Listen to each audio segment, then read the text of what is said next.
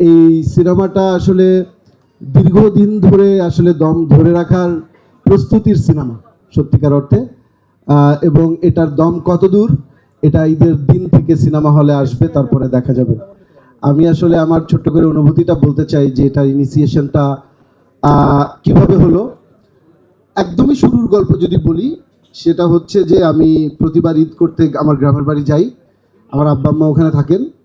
তো প্রতিবার যেটা হয় যে পত্রিকাগুলোর যে ঈদ সংখ্যা বের হয়, এই ঈদ সংখ্যাগুলো আমার বাবার জন্য নিয়ে যাই পড়ার জন্য। তো প্রথম আলোর ঈদ সংখ্যা 2023। তো আমি আমার বাসার রুফটপে বসে বসে এটা পড়ছিলাম, ওটা নিয়ে গেছিলাম বাবার জন্য। তো একটা গল্প পড়তে পড়তে আমি ওই সময় হঠাৎ আমার কি একটা অদ্ভুত, তখন আমি অন্য সিনেমার গল্প অলরেডি আমি নিজে নিজে সিদ্ধান্ত নিয়েছি যে অনেক বছর পর সিনেমা বানাবো, কিন্তু এই গল্পটা পড়ার পরে হঠাৎ করে দেখলাম যে আমার অনেক কান্না পাচ্ছে। ওই সময় আমার মনে হলো যে এইটা আসলে আমি করতে চাই। আমি প্রথম ফোনটা আমি আসলে আমার প্রিয় বন্ধু সহকর্মী জাভেদ সুলতান পিয়াসকে দিয়েছিলাম। আমি বলেছিলাম এরকম একটা গল্প, খুব ইন্সপায়ার্ড হয়েছি। দেন ঈদ সংখ্যার সম্পাদক সাজ্জাদ ভাইকে বলেছিলাম। তো এই যে একটা, আপনারা জানেন, একটা ইন্সপায়ার্ড বাই ট্রু স্টোরি, একটা চরিত্রের উপরে বেস করে এই গল্পটা পাবলিশ হয়েছিল, রিয়াদ লিখেছিল।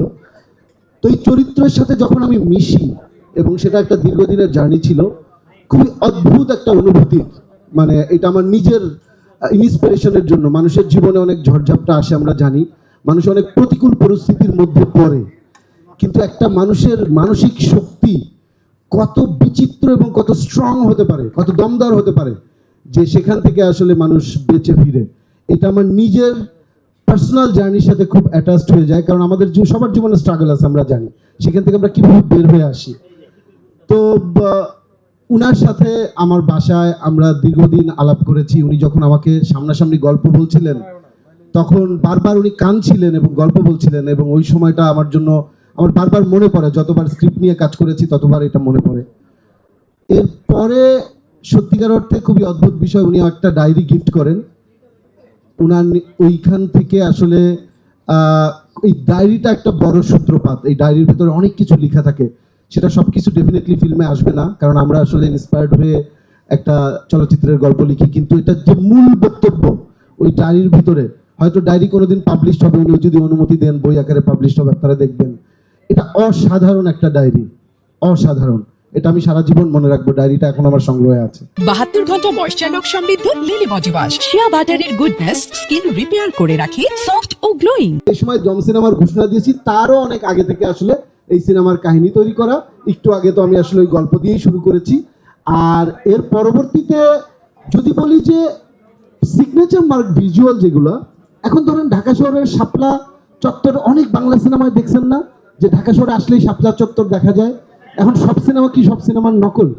এখন সমস্ত মরুভূমি দেখতে একরকম হবে, নদী দেখতে কাছাকাছি হবে, আকাশ দেখতে একই রকম হবে। অনেক সিনেমায় আকাশ আছে, তাহলে একটা সিনেমার কি নকল?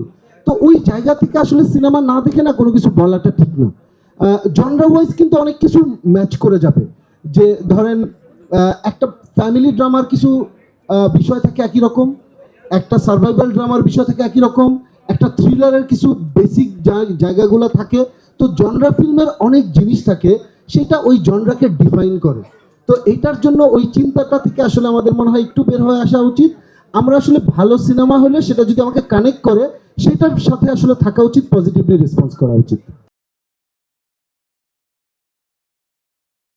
72 ঘন্টা ময়েশ্চার লক সমৃদ্ধ লিলি বডি ওয়াশ, শিয়া বাটারের গুডনেস স্কিন রিপেয়ার করে রাখে সফট ও গ্লোয়িং।